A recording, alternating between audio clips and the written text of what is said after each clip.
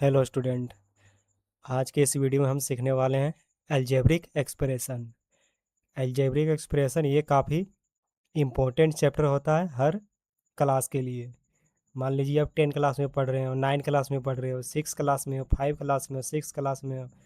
ये हर क्लास में आपका ये मदद करता है। आप देखते होंगे कि हर जगह आपको एक्स और वाई मिलता ही मिलता है, और इसके बिना कोई भी चैप्टर कम इनकम्प्लीट रहता है। ज्योमेट्री भी चैप्टर पढ़ते हैं तो आपको एक्स वाई मिलता है, इसको अगर आप सोल्व नहीं करने जानेंगे तो कोई भी चैप्टर आप अच्छे से नहीं सीख पाएंगे। इसलिए चैप्टर काफ़ी इम्पोर्टेंट होता है। तो इस चैप्टर को आपको अच्छे से समझना है और कंसिस्टेंसी से वीडियो में बने रहना है। तो चलिए हम इस चैप्टर को शुरू करते हैं। इस चैप्टर में सबसे पहले हम जानेंगे टॉपिक से हमारा पहला वेरिएबल। वेरिएबल देखिए देखिए क्या होता है। पहला है हमारा वेरिएबल। वेरिएबल जो होता है वो होता है हमारा लेटर्स। लेटर्स क्या होता है? ABCD। वेरिएबल से जो होता है हमारा लेटर्स होता है। जैसे एक्स मिलता है आपको, वाई मिलता है, 2x, 6y, यही सब तो आपको मिलता है हर। जैसे कि मैथ पढ़ते हैं, फिजिक्स में भी आपको ये सब मिलता ही है। ये होता है हमारा वेरिएबल्स। अगला क्या होता है? हमारा कांस्टेंट होता है। कांस्टेंट्स। कांस्टेंट क्या होता है? हमारा न्यूमरिक। न्यूमरिक। न्यूमरिक यानी कि काउंटिंग। एक तरह से काउंटिंग भी बोल सकते हैं। जैसे 2, 4, 6, 8। ठीक है। अब हम समझेंगे स्टूडेंट, हम अलजेब्रिक एक्सप्रेशन जो कि हम पढ़ रहे हैं, अलजेब्रिक एक्सप्रेशन ये दोनों मैंने बता दिया। अब हम समझेंगे अलजेब्रिक एक्सप्रेशन क्या होता है। देखिए, अलजेब्रिक एक्सप्रेशन होता है कॉम्बिनेशन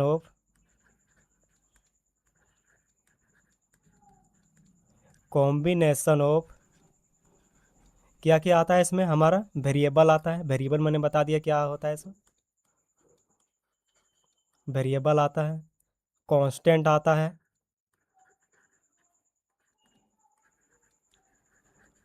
एंड ये जो रहता है साइन हमारा, प्लस, माइनस, गुना, भागा, यही सब आता है। चलिए, अब मैं आपको बताता हूँ इसका एग्जाम्पल, थोड़ा देख लीजिए। जैसे 2x -3 plus 4y -6x² y, यही सब रहते हैं हमारा एल्जेब्रिक एक्सप्रेशन। अब मैं पहले आपको एल्जेब्रिक एक्सप्रेशन के कुछ बेसिक समझाऊंगा जो कि आपको आने चाहिए। बेसिक्स देखिए क्या है। जैसे हमारा दिया रहता है 2x, इसका मतलब क्या होता है? 2x दिया रहता है, यही दिया रहता है। जैसे देखिए, ये 2x बनता कैसे है? शुरू में तो x था, ये टू टू किधर से आ गया? क्या ये कांस्टेंट हो गया? वेरिएबल नहीं है, ले वेरिएबल ही है। ये देखिए कैसे होता है सब। ये 2x के बराबर, x+x। और एक चीज़ याद रखिएगा, x के आगे कुछ नहीं है तो, या y के आगे कुछ नहीं तो एक रहता है। यहाँ भी एक है, यहाँ भी एक है। एक और एक जिससे देखिए जोड़ता कैसे है, जोड़ा कैसे जाता है? हमेशा कांस्टेंट को जोड़ा जाता है और इसको एक ही लिखा जाता है। जैसे कितना भी एक्स रहे, आपको एक ही एक्स लिखना रहता है, आपको सिर्फ कांस्टेंट को जोड़ा जाता है। तो 1+1 कितना हो गया? 2, और एक्स, ये 2x हो गया। इसीलिए बोला जाता है 2x भी एक वेरिएबल है। और एक सिखाता हूँ आपको, मल्टीप्लीकेशन इसमें होता है। मल्टी मल्टीपल ऑफ वेरिएबल हम सीखने वाले हैं। Multiple of variable.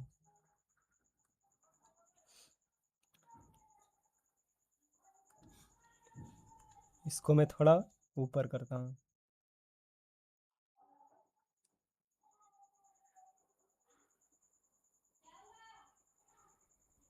अब देखिए, मल्टीपल ऑफ वेरिएबल देखिए क्या होता है। मल्टीपल ऑफ वेरिएबल जैसे 2x²। जैसे देखिए, ये मल्टीपल होते हैं एक दूसरे में, यानी कि कहने का मतलब समझिए कि एक तरह से फैक्टर होते हैं, जैसे 2 × x × x। देखिए जैसे एक्स क्यूब है, इसका मतलब होता है ये 3x है। अगर आपने एक्सपोनेंट एंड पावर का चैप्टर पढ़ा होगा तो आप समझे होंगे, ये 3x है। जैसे x इंटू मल्टीपल में रहते हैं, इंटू एक्स, पावर जितना रहता है उतना बार ये x रहता है। अब जैसे 3x मान लीजिए, ये कैसे आता है, x प्लस एक्स मिलकर के बनता है 3x। इसके आगे कुछ नहीं रहता है तो 1 रहता है, ये हो जाता है हमारा 3x। तो चलिए आपने बेसिक तो समझ लिया, अब मैं आपको बताता हूँ। देखिए क्या है, कोफिशिएंट एंड फैक्टर्स। अगला टॉपिक है हमारा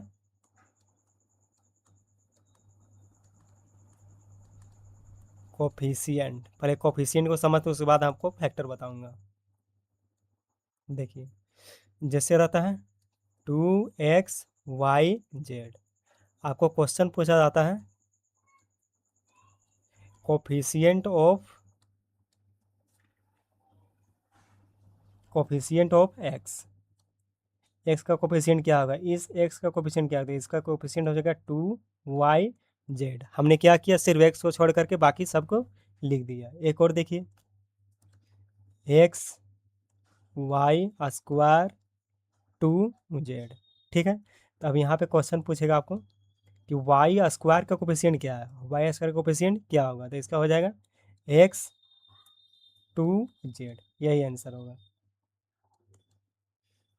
चलिए अब मैं आपको बताऊंगा अगला टॉपिक।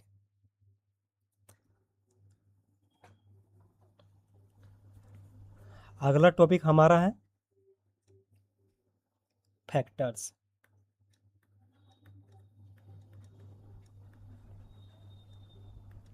फैक्टर देखिए क्या होता है, जैसे x² y, z। अब बोलेगा कि इसका फैक्टर क्या है, क्या क्या होगा। तो इसका फैक्टर क्या क्या हो जाएगा, x × x, x² है तो x × x, फिर y × z, यही फैक्टर होगा। जैसे कि देखिए हम कांस्टेंट का फैक्टर कैसे निकालते हैं, 12 आता है, ये 2 का टेबल में आएगा, 3 का टेबल में आएगा, 4 का टेबल में आएगा, और 6 का टेबल में आएगा, और 12 का टेबल में आएगा। इसी तरह हम इसका फैक्टर निकालें, जैसे एक्स का टेबल में भी आ रहा है पूरा, एक्स का टेबल में भी आ रहा है, फिर वाई में भी आ रहा है, फिर जेड में भी आ रहा है। उसी तरह हम इसका भी फैक्टर निकालते हैं, और जिस तरह हम कांस्टेंट का फैक्टर निकालते हैं। एक और एग्जांपल ले लीजिए,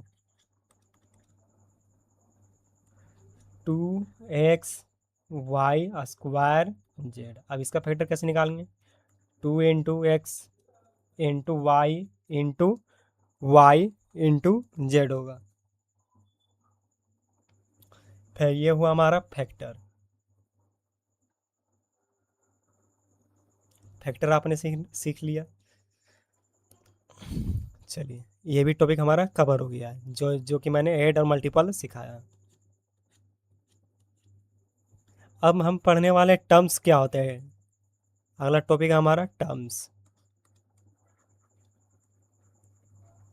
टर्म्स क्या होता है, टर्म्स देखिए हम गिनते हैं साइन के अकॉर्डिंग,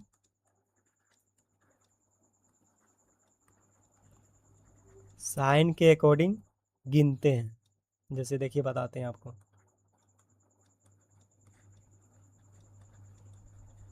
जैसे देखिए x + 2।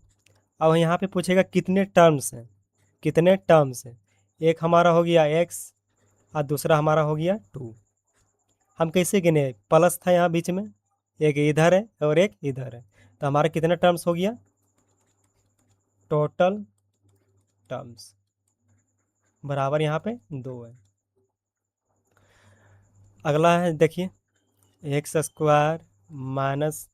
y + 3। अब यहाँ पे टर्म्स गिनने बोलेगा, जैसे कि एक टर्म्स ये हो गया, माइनस आ रहा है, उसके बाद एक टर्म ये हो गया, प्लस आ रहा है, एक टर्म ये हो गया, तो यहाँ पे कितने टर्म है, टोटल टर्म्स इक्वल टू यहाँ पे 3 है। एक और देखिए x² y z + 3y z x, कितना लिख दिया, -3।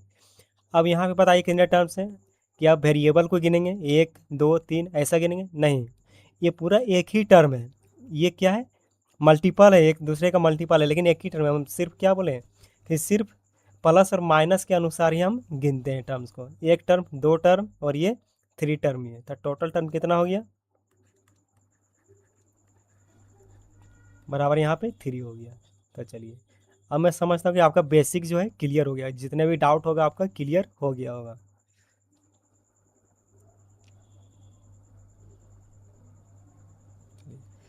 आगे हम सीखने वाले हैं, देखिए टर्म्स हमने जान लिया। अब हम सुनेंगे, अब हम सीखेंगे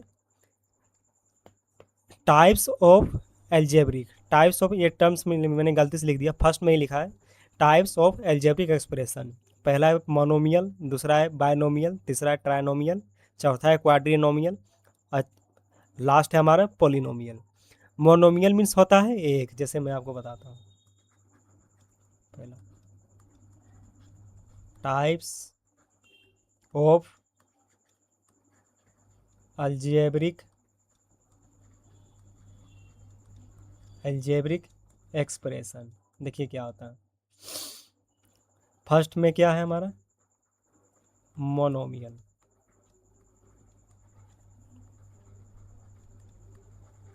मोनोमियल जैसे x square, x y z, और ले लीजिए आप 2x², अगला ले लीजिए 3y z² x। ये सारे वन टर्म को बोला जाता है मोनोमियल। मोनोमियल मीन्स क्या हुआ, ओनली वन टर्म। टर्म मैंने आपको बात है ओनली वन टर्म, ये होता है हमारा मोनोमियल। और सेकेंड है हमारा बायनोमियल। बायनोमियल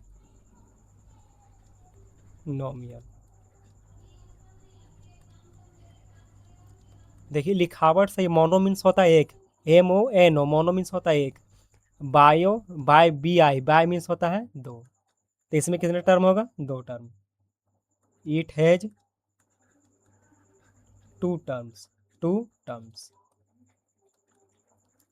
जैसे x² + 3, x² - y, ये दो टर्म वाले हमारे बायनोमियल होंगे। अगला है हमारा ट्राइनोमियल।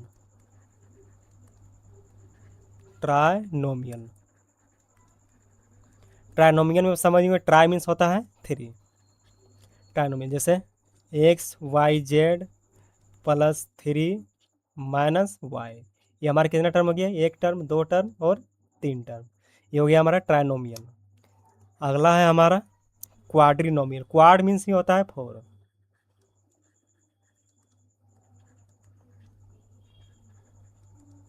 क्वाड्रिनोमियल जैसे x² + 3 + z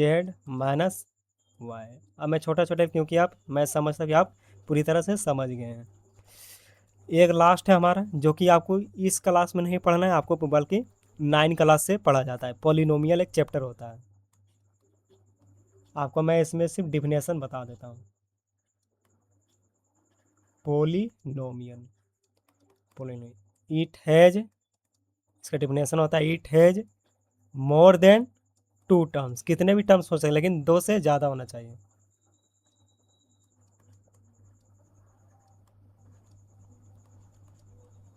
मोर देन टू टर्म्स, बस यही होता है हमारा पोलिनोमियल। चलिए, आप, मैंने इंट्रोडक्शन में आपको काफ़ी सारी चीज़ें बता दी हैं। अगले लेक्चर में मैं बताऊंगा आपको कि कैसे ऐड किया जाता है, कैसे सब्ट्रैक्शन किया जाता है, कैसे मल्टीप्लिकेशन होता है, कैसे फैक्टर निकाला जाता है। अगले वीडियो में उसका चर्चा हम करेंगे। और जो मैं बुक्स इसमें कवर करूँगा वो NCERT रहेगा, RS अग्रवाल रहेगा, और कोई भी अदर बुक रहेगा। जेक का अगर रहेगा तो जेक का भी करूँगा, लेकिन आपको क्वेश्चन कंप्लीट करके दूंगा। अगर मेरा वीडियो आपको समझ में आता है तो वीडियो को लाइक भी ज़रूर कीजिएगा, और चैनल पर नए होंगे चैनल को सब्सक्राइब कर लीजिएगा। तो स्टूडेंट, नेक्स्ट हमारा टॉपिक है एडिशन सब्ट्रैक्शन। अलजेब्रा का हमारा नेक्स्ट टॉपिक है एडिशन और सब्ट्रैक्शन। अलजेब्रा का क्वेश्चन कराने से पहले मैं कुछ क्वेश्चन लिया हूँ जो कि आपको अलजेब्रा क्वेश्चन को सॉल्व करने में मदद करेगा। अगर आपको ये कॉन्सेप्ट अगर क्लियर नहीं रहेगा तो आप अलजेब्रा का क्वेश्चन सॉल्व नहीं कर पाएंगे। जैसे देखिए क्वेश्चन दिया हुआ है हमारा -7 प्लस -9 प्लस 4 प्लस 16, इसको कैसे सॉल्व किया जाता है। जैसे देखिए कैसे सॉल्व होगा। जैसे ब्रैकेट में -7 है तो -7 होगा। अब देखिए ब्रैकेट को हमको तोड़ना रहता है, सबसे पहले ब्रैकेट को तोड़ना है। जैसे बोर्ड मास आप जानते होंगे, बोर्ड मास बी से होता है ब्रैकेट, पहले ब्रैकेट को हमको हटाना है। जैसे देखिए प्लस और माइनस, जैसे देखिए प्लस रहेगा ब्रैकेट के अंदर, माइनस रहेगा। तो ब्रैकेट के बाहर बाहर अगर कुछ नहीं तो समझ जाइए मल्टीप्लाई है। तो प्लस इंटू माइनस बराबर होता है हमारा माइनस होता है, ये याद रखिएगा। और देखिए माइनस इंटू माइनस बराबर प्लस हो जाता है। ब्रैकेट के बाहर प्लस इंटू का साइन होता है, तो प्लस माइनस माइनस हो जाएगा, -9। अब देखिए +4 ये तो सेम उतरेगा, +16।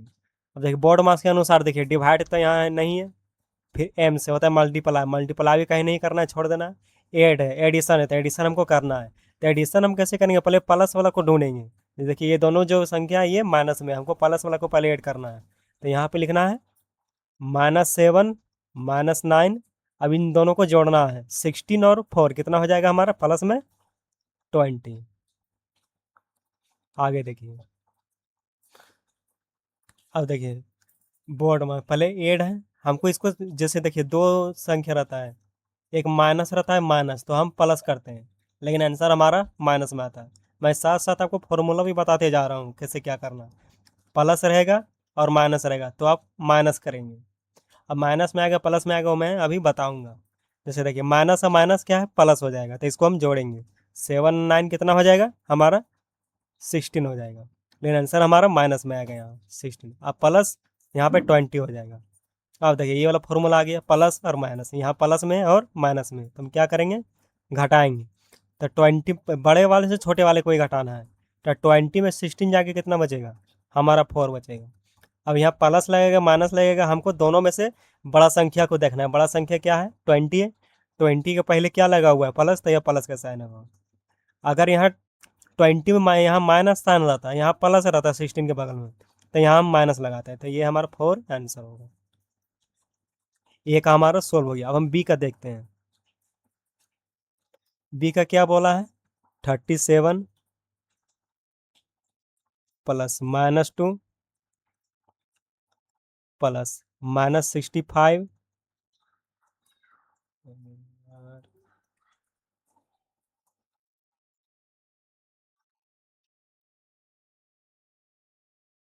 देखिए +-8, ठीक है। अब देखिए इसको कैसे सोल्व करेंगे। 37 का 37 लिखेंगे, फर्स्ट वाला ब्रैकेट को सेम रखते हैं। 37 प्लस और माइनस क्या हो जाएगा हमारा माइनस हो जाएगा, -2 प्लस और माइनस, यहाँ इंटू रहता है, मैंने बताया है ब्रैकेट के बाहर इंटू रहता है। प्लस और माइनस माइनस होगा, -65। वापस से प्लस और माइनस है, -8 हो जाएगा। और देखिए बोर्ड मास के अनुसार देखिए ब्रैकेट तो हट गया, ऑफ भी नहीं है, डिवाइड भी नहीं है, मल्टीप्लाई भी खत्म हो गया। एडिशन है, एडिशन है क्या हमको देखना है। जैसे देखिए एडिशन हम कब करते हैं, जब हमें दो माइनस मिलता है तब हम ऐड करते हैं, या तो दो प्लस वाला साइन मिलता है तब हम ऐड करते हैं। जैसे देखिए दो प्लस वाला साइन नहीं है, हमारे पास एक ही ऐसा संख्या है जिसके बगल में प्लस का साइन है, बाकी सब में माइनस का साइन है। तो देखिए 1 2 3 हमारे पास माइनस है, 1 2 3 माइनस, तो अभी हम प्लस ही करेंगे मतलब जोड़ेंगे, लेकिन आंसर हमारा माइनस में रहेगा, याद रखिएगा। लेकिन लगातार माइनस रहना चाहिए। यहाँ 37 का 37 हो जाएगा। अब माइनस है, माइनस में ही आंसर आएगा। 2 और 65 कितना हो जाएगा 67। 67 और 8 कितना हो जाएगा 67 और 8 75। अब देखिए एक हमारे पास प्लस में और एक माइनस में, कौन सा फॉर्मूला काम करेगा, एक प्लस में और एक माइनस में, हम क्या करेंगे घटाएंगे। बड़े में से छोटे संख्या को हम घटाएंगे। तो 75 में 37 जाएगा, कितना बचेगा घटा लीजिए। 75 में 37 घटाना, 15 में 7 जाएगा तो 8 बचेगा, और 6 में 3 जाएगा तो 3, हमारे पास 38 आ गया। माइनस में आएगा कि प्लस में, हम क्या बोले थे बड़ा संख्या देखना है। बड़ा संख्या के क्या लगा हुआ माइनस, तो यहाँ माइनस आंसर आएगा, -38 आंसर। अगर आपने इसको सोल्व करना सीख गया है तो अलजेब्रिक क्वेश्चन को बनाना आपके लिए कोई भी कठिन काम नहीं है। इसी में बहुत लोग गलती करते हैं। आगे का क्वेश्चन देखिए, और भी क्वेश्चन हम लिए हुए हैं। हाँ, जैसे देखिए क्वेश्चन दिया हुआ है, पहला देखिए 35 - 20। 35 माइनस माइनस नहीं, -20। इसको कैसे सोल्व करेंगे? जैसे 35 का 35 लिख देंगे, ठीक है।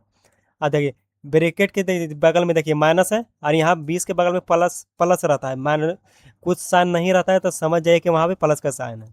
तब 35 और प्लस और माइनस क्या हो जाएगा? माइनस।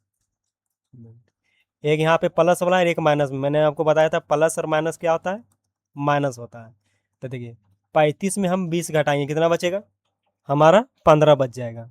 अब माइनस में आएगा कि प्लस में? प्लस में आएगा, क्योंकि यहाँ पे बड़ा संख्या कौन सा है हमारा? 35। 35 के आगे प्लस का साइन है। ये हमारा फर्स्ट वाला क्वेश्चन सोल्व हो गया। अब सेकंड में देखिए क्या दिया हुआ है। 72 -90। ये भी जी आप बना लेंगे। जैसे देखिए 72 लिखिएगा, माइनस और प्लस क्या हो जाएगा? -90। अब बराबर हमारा आंसर क्या आएगा? 72 में 90 में यानी 72 घटा दीजिए, कितना आएगा? शायद 18 आएगा।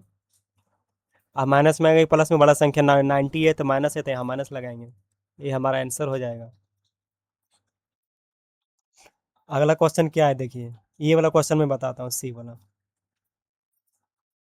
-15 दिया हुआ है, फिर माइनस दिया हुआ है, फिर -18 दिया हुआ है। जैसे -15 का -15, ठीक है। अब माइनस और माइनस क्या हो जाता है? जैसे कि माइनस इंटू माइनस बराबर प्लस, क्योंकि माइनस ब्रैकेट के बाहर इंटू रहता है, कुछ नहीं। यहाँ समझ जाइए कि इंटू दिया हुआ है हमारा, माइनस माइनस प्लस 18। अब हमारे हमें क्या प्राप्त हुआ है? अब माइनस और प्लस, तो हम घटाएंगे वापस से, तो यहाँ 3 बचेगा। 18 में 15 जाएगा, 3 बचेगा। और आंसर हमारा किस में आएगा? प्लस में आएगा, क्योंकि 18 हमारा बड़ा है, इसके बगल में प्लस का साइन है। अब मैं आपको बताता हूँ क्वेश्चन नंबर ई का बताता हूँ, बाकी सब आप बना लेंगे। 23 दिया हुआ है, माइनस -12 दिया हुआ है, ठीक है। इसको हम कैसे सॉल्व करते हैं वो देखिए। जैसे 23 दिया है तो 23 लिख देंगे। अब माइनस माइनस क्या हो जाएगा? प्लस 12 हो जाएगा। इसको हम जोड़ देंगे, कितना आंसर आएगा? देखिए जोड़ने का भी ट्रिक समझिए। यहाँ 20 है और यहाँ 10 है, ठीक है। 20 या 10 कितना हो जाएगा? 30। 30 या 3 33, 33 या 2 35, इस तरह से जोड़ना रहता है। ये हमारा आंसर आ गया। चलिए मैं अब समझता हूँ कि बाकी क्वेश्चन आप खुद बना लेंगे। इतना अगर आपने बेसिक समझ लिया था, मैं अगला वीडियो में या फिर अगले चैप्टर में मैं आपको अलजेब्रिक एक्सप्रेशन का क्वेश्चन कराना स्टार्ट कर दूंगा।